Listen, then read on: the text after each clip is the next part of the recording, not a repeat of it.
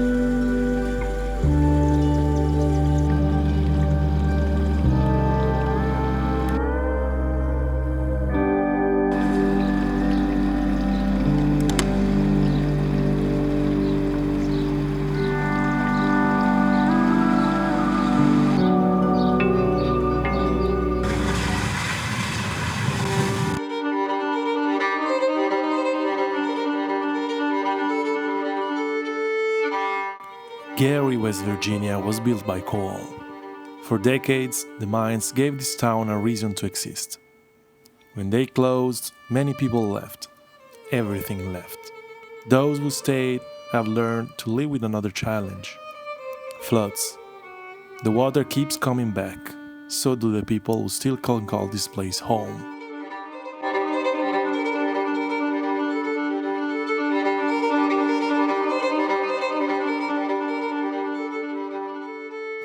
I think they move here, right? Yeah. They probably move from here to anywhere else. Leave, yeah, everybody left. Yeah, could be a problem because, I mean, it's a beautiful place surrounded by the mountains. You have like the greens and stuff. Yeah. Maybe in the summer could be, today is rainy, but I mean, in the summer it could be a really cool place, right? Yeah, it was really about the last thing that there was to do was to go bowl, but now like it's gone. They started the cinema left. It's just the rent and stuff on their buildings and stuff, I guess, makes it hard for them. Then we had Walmart left, you know. Yeah, all the big chains. Yeah, all the big chains. That's from mid-20s, Mid-20s. early 30s, yeah. I can remember though my grandpa, my uncles, hog killing time. Every year before, usually the week before Thanksgiving, was hog killing time. And killing them hogs, man, grinding sausage, cut our own bacon, everything, cured, everything, man. Yeah, cool man. And you think, Alan, you're very, very good. Oh man, I love these old mountains here. Yeah, so I'm gonna set up the shot. I really like you holding, looking at me. Could be great. Thanks for your availability. It's just okay? Yeah, it's perfect. Oh, we share something. Yeah, there we go. Don't move, please.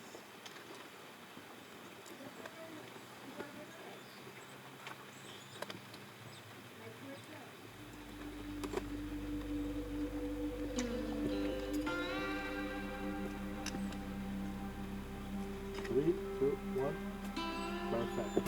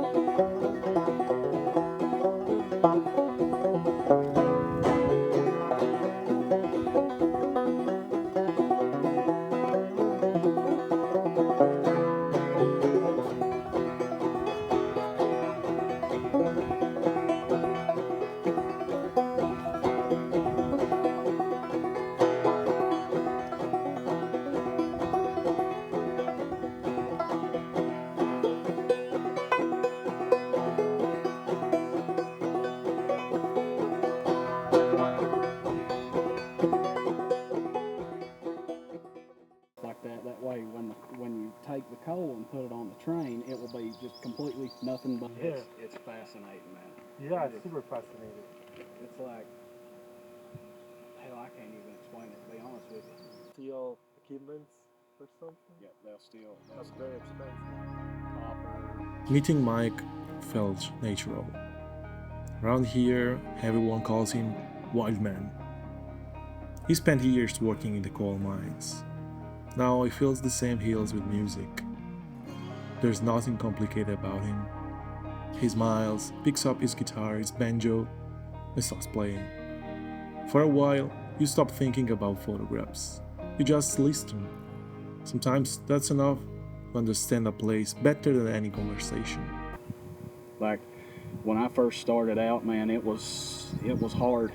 It was very, very, very difficult to find a job. And if I hadn't been doing what that guy down there was doing, night watching is what we call it.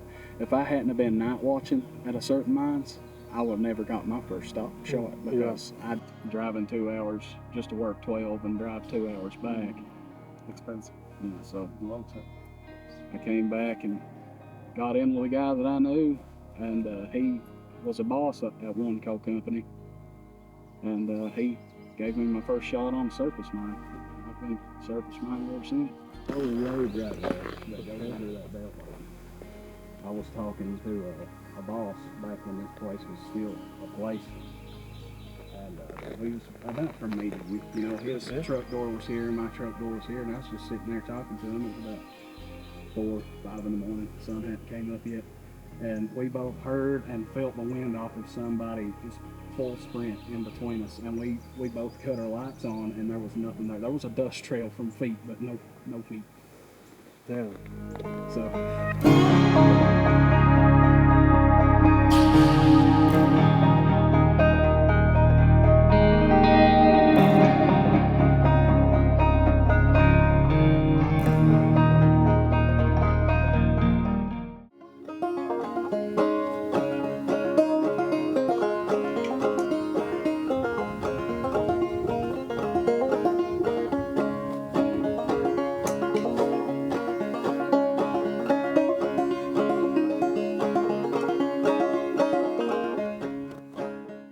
Mike, tell me more about your life.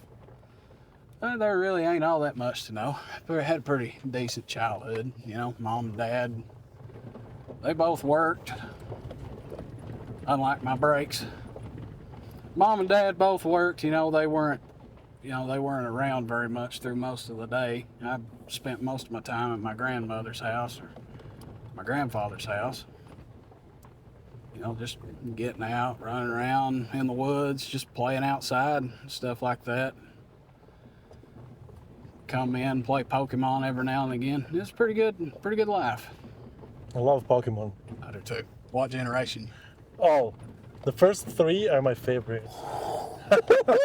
Yeah.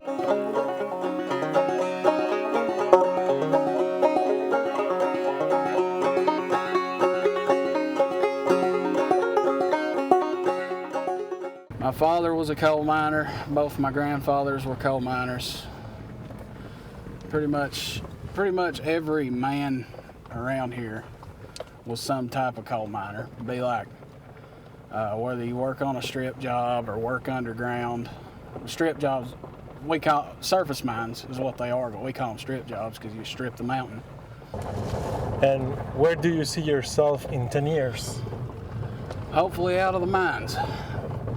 That's right. I didn't, like I told you earlier, I didn't really intend for it to go in it. You know, I had college and scholarships and all that stuff worked out. But I got into it because my dad got hurt and he needed the family needed somebody to help provide. And I gave my dreams up to go in and do what Dad done. And what about like moving from here? I don't want to. I really don't. I know eventually I probably have to if I want to make a decent living somewhere. But this place is home, man. This is everything to me. Everything to me. You know, I can't imagine living anywhere else besides here.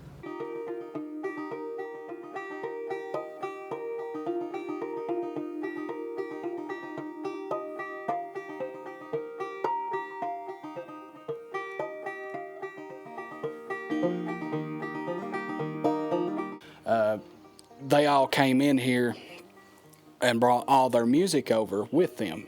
And Appalachia, this place right here with the company towns and everything, and even before that, it's like a big melting pot, you know.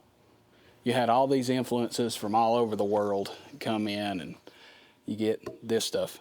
Yeah, it blends together. It's amazing. Just such a unique style.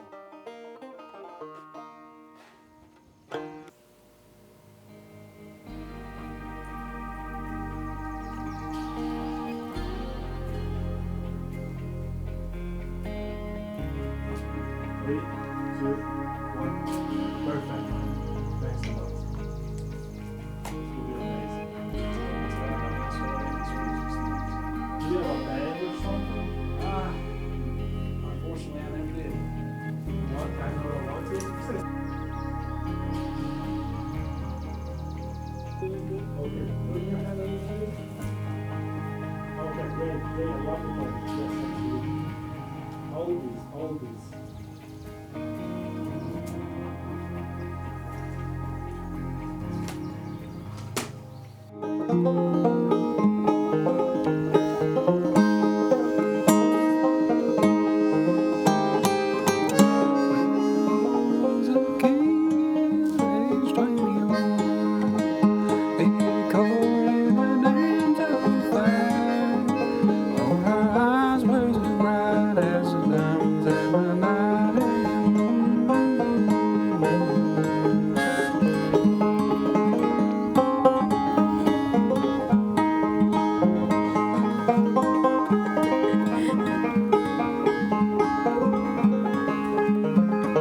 From myself in Appalachia, playing guitar on a coal mine side with my friend Mike and my girlfriend Angelica. It's such a strange thing.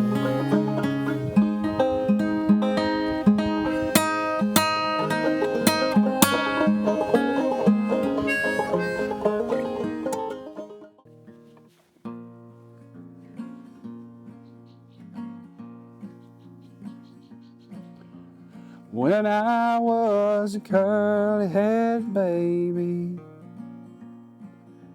my daddy set me down upon his knee. Said, boy, go to school and learn your letters. Don't you be no dusty miner like me.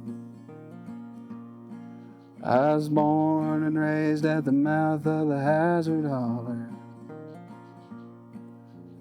Coal cars roaring and rumbling past my door. Now they're standing rusty, rolling empty, and the yelling don't stop here anymore.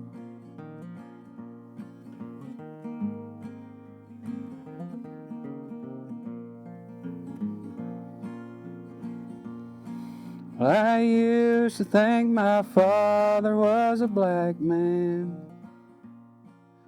with script enough to buy. Why would you want a concrete pad under your feet for your entire life? Why would you want somewhere that you don't know who you're walking past? Somebody like here, man. If you're ever like broke down, like if your car or something breaks down, you'll have like 5 or 10 people just pull up and like, hey man, you okay? You need anything? Whereas in a big city, you know, you've got people, they just don't care about you. You know what I mean? They just walk right on by you. So hell with you. I got this shit to do. Rather, you know, I don't know. The richness of people means more than any dollar amount in the world. Absolutely. I don't care if I don't make a single dollar for the rest of my life. If I've got friends and people around me, you're set for life. I'm set for life. Thank you, Mike, for this opportunity to hear your music. You're talented, and your stories. Buddy, thank you for giving me an opportunity to showcase it. Oh, Golly. Woo! I'm sorry if I scared you. No problem. Oh God. What's the most, like, the best quote, or just not curse words, from an Appalachian point of view? How you say, like, a let's fucking do it? Like, how do you say that in the Appalachian Mountains? What's your best, like, come on, I'm hyped, I'm, like, excited to make something? It usually goes along the lines of,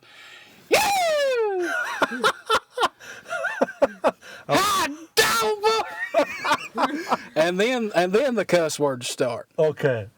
See, it's more, God, here we go. Found in the Appalachian Mountains, baby.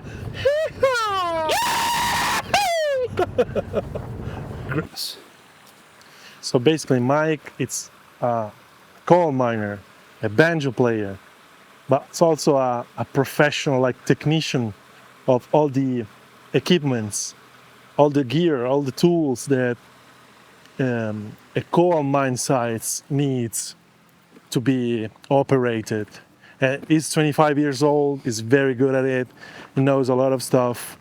It's basically something that almost every Appalachian people, the one that works hard, really hard, knows in their background. And such an amazing thing to know and to be inspired by those people that lives in this country. And I'm honored, to be honest, because it means something. And for the project and stuff, but it means really, really something. Everything I have is covered in stickers. Yeah, I like stickers too. Got some Tiger brand mining cable, Fletcher mining equipment, an old safety award thing. The F-bomb, my favorite word.